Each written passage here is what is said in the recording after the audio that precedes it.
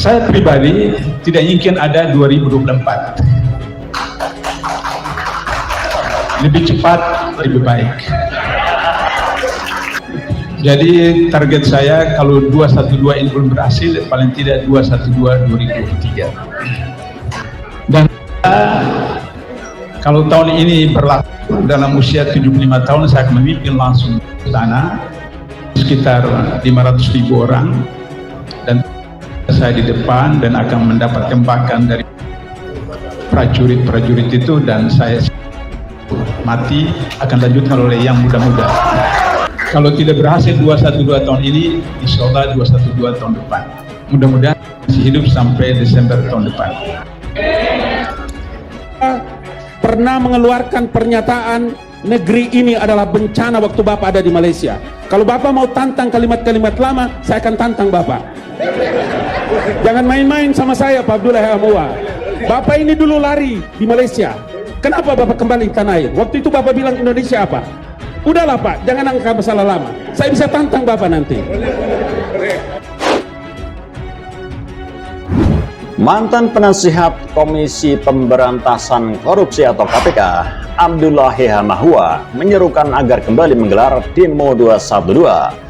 Abdullah mengatakan apabila pada 2022 ini Demo 212 belum berhasil digelar, maka setidak-tidaknya tahun depan bakal diadakan lagi.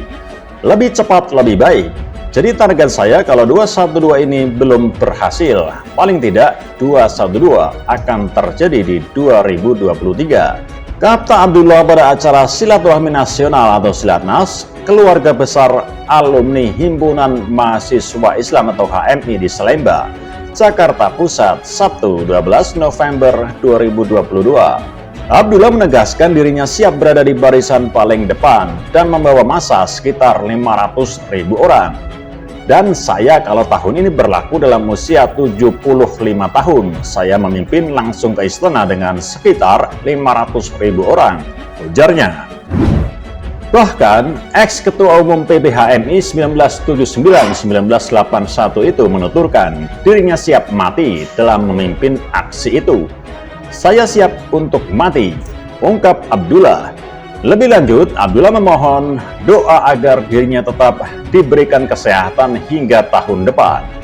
Kalau tidak berhasil 212 tahun ini, insya Allah 2024. Mudah-mudahan saya masih hidup sampai Desember tahun depan, imbuhnya.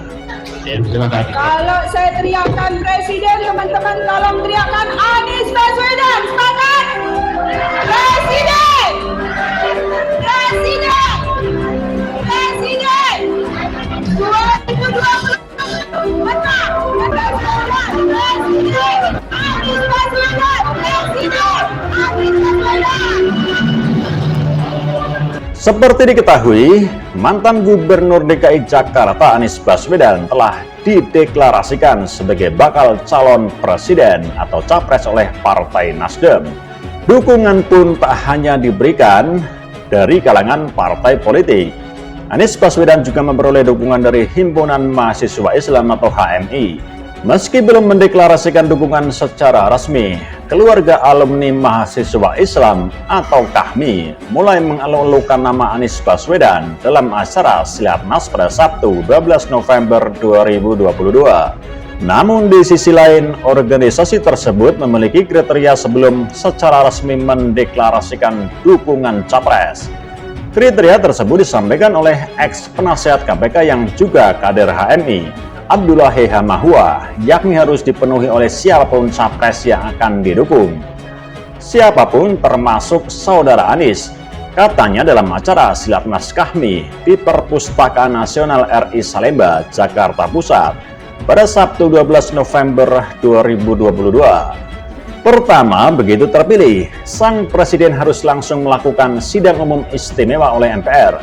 Hal itu untuk mengembalikan Undang-Undang Dasar 1945 yang asli.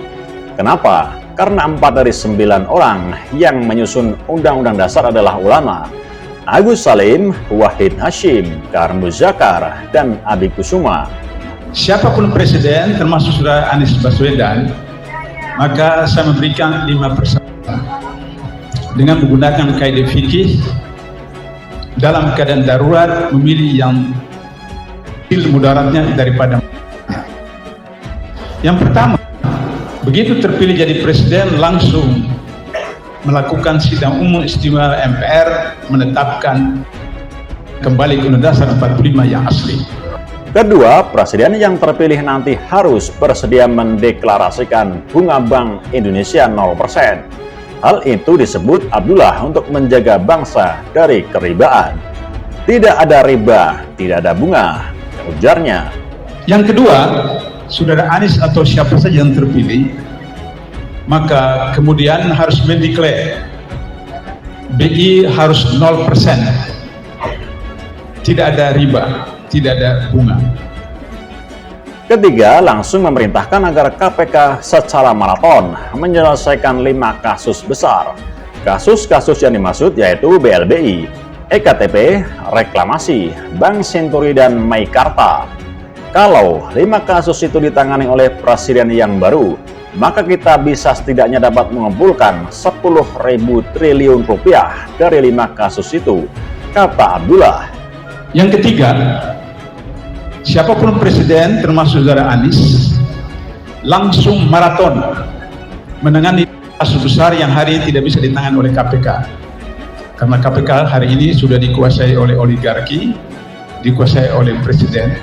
Maka begitu presiden yang baru terpilih maraton, bila perlu dalam 1 tahun pertama 5 besar itu harus diadili di sidang. Keempat, presiden yang baru harus mengambil kembali lahan 72% yang dikuasai oleh oligarki karena mereka punya hak guna usaha atau HGU. Lahan tersebut nantinya mesti dibagikan kepada para pelaku UKM dan UMKM untuk meningkatkan kesejahteraan rakyat sesuai sila kelima, keadilan sosial bagi seluruh rakyat Indonesia, katanya. Yang keempat, presiden yang baru harus mengambil alih kembali 72% lahan yang dikuasai oleh oligarki karena mereka hanya punya hak guna usaha.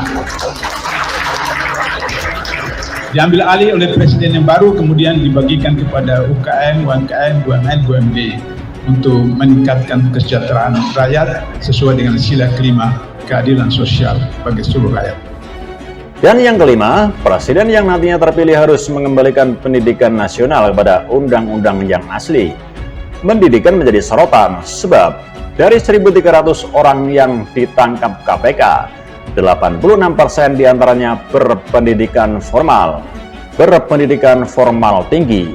Jadi secara statistik, pendidikan nasional kita melahirkan koruptor, ujar Abdullah.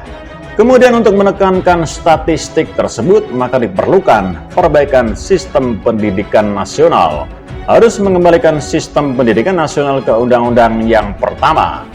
Dan yang terakhir, kelima, harus kembalikan pendidikan nasional ke Undang-Undang Dasar 45 yang asli yang diinovasi oleh Wahyu Surah Al-Alaq.